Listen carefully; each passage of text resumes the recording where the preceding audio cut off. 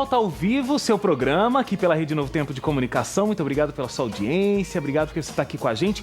Hoje é dia do cardiologista e a gente está falando de como cuidar melhor do seu coração, olha. Hoje eu tô literalmente com o coração na mão. Você já ouviu essa expressão várias vezes.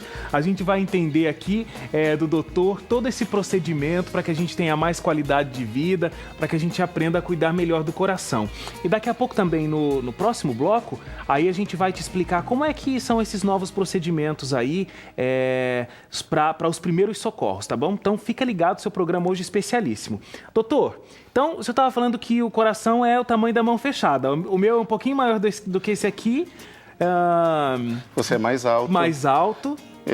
Tem um desenvolvimento entre a população diferente, mas é proporcional. Pode ver que é proporcional porque o coração ele tem que transferir toda essa massa de sangue justamente de acordo com a pessoa. Então não dá para ter um coração pequenininho, uma pessoa de alta, uma pessoa grande, nem ter um coração muito grande com uma pessoa muito pequena. Claro, vai ter uma anomalia aí. Doutor, eu abri o coração aqui, explica pra gente. Olha, você já está especializado. já tô cirurgião aqui. Exatamente, a gente tem que mandar o certificado para você depois. Então, o que você vê aqui normalmente?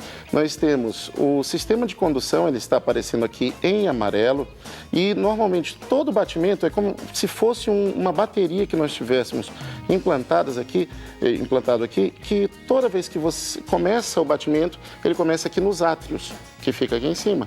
E ele vai por esse sistema de condução, como se fosse uma rodovia, e vai para os ventrículos. Então, bate primeiro o átrio, depois bate o ventrículo. E isso é continuamente. Quando um bate, o outro relaxa.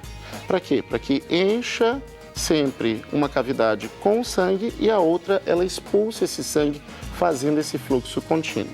Uma outra explicação que é importante é que este lado direito aqui, ele transmite o sangue do corpo para os pulmões, para ser feita a oxigenação. Então, desse lado aqui, esse sangue ele passa para os pulmões, ele é oxigenado, aí entra um grande fator de risco para doenças cardiovasculares, que é o tabagismo. E muitas pessoas dizem assim, olha, o que tem a ver o coração com o tabagismo?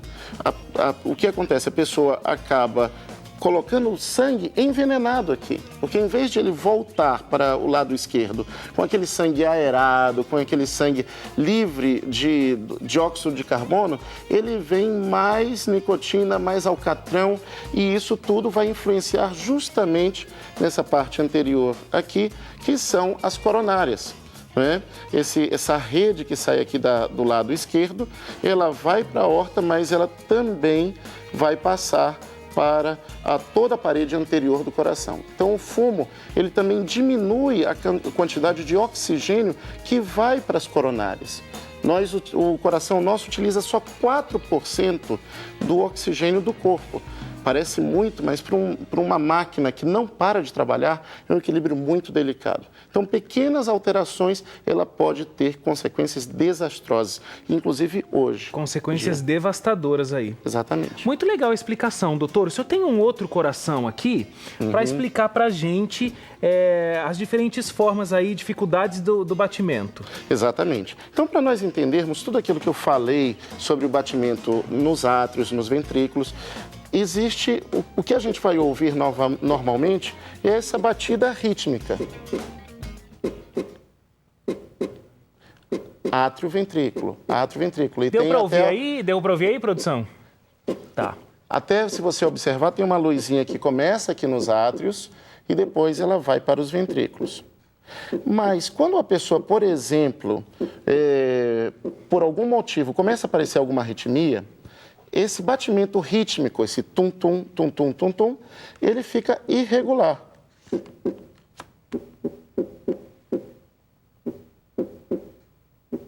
É bem diferente. É bem diferente. E a pessoa sente um descompasso. Normalmente, todos nós, em algumas situações, por exemplo, pegando a Ayrton Senna para vir gravar, ou então quando você encontra assim, um outro momento, o coração acelera. Mas, e mesmo algumas vezes, ele pode ter alguma falhinha.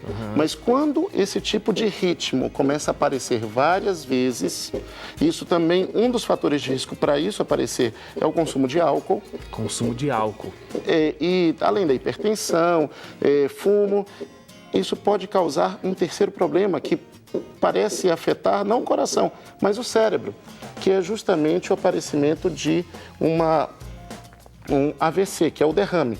Um trombinho, ele sobe e ele causa justamente a morte, né? O sangue não passa para uma área do cérebro e isso daqui é o que causa o derrame. Se vocês observarem, aqui é lógico, é uma ilustração, mas é um trombo, é um coágulo de sangue que surgiu no coração e ele surgiu por uma arritmia, surgiu pelo tabagismo, surgiu pela hipertensão e ele sobe pela circulação e acaba causando um desastre, que é justamente o derrame, que é o AVC, que é essa área cinza que está representada aqui.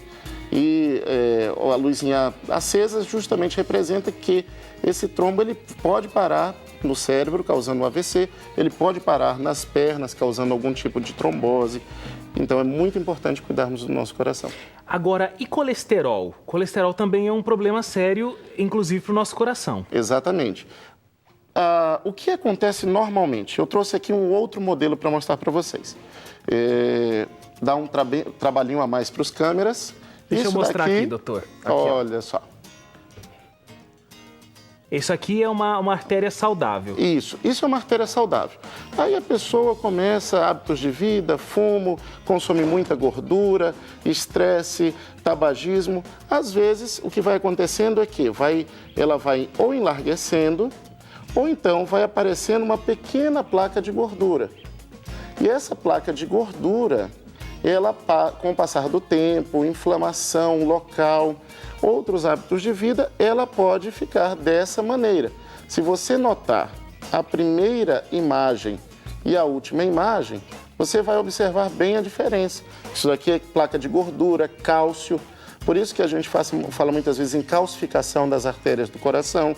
Isso é algo muito importante e é prevenível. O mais importante disso daqui é que com hábitos saudáveis, com uma alimentação adequada, controle de hipertensão, controle do diabetes, açúcares, você pode evitar esse mal. A gente tem pesquisas que 80% das mortes poderiam ser evitadas se tivesse a presença de exercício físico, alimentação saudável, justamente por questões como essa aí, exatamente, né, com certeza. O que se observa é que a maioria, nós vivemos numa sociedade que ela é muito imediatista. Uhum. Então, nós queremos uma pílula que nos faça ficar saudáveis, uma pílula que nos faça ficar bonitos, uma pílula que faça você dormir, a outra você acordar. E quando se trata de saúde, o que vai acontecer com você daqui a 10 anos está sendo semeado hoje. E isso daí é muito importante. Então, quando nós falamos de coronariopatias, quando nós falamos de ataque cardíaco e infarto, coisas que acontecem, está se tornando cada vez mais comum. Antigamente, que eu falo não muito tempo atrás, há uns 15 anos atrás, a média para a pessoa começar a pensar em ter problemas com o coração era em torno dos 40 anos. Hoje em dia nós vemos pessoas com 28, 31 anos com infarto do coração e pessoas que não usam drogas, pessoas que muitas vezes até nem fumam e têm uma vida estressada, dormem pouco, comem muita gordura ou comem muito fast food. E o que acontece com essas pessoas? Acaba desencadeando uma série de problemas.